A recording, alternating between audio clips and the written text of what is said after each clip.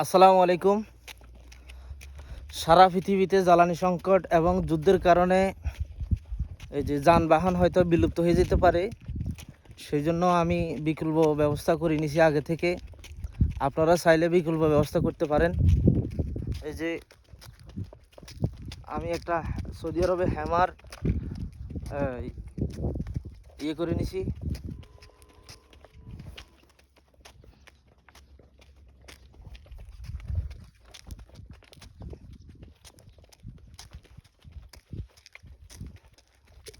যাইতেছে tick tick tick.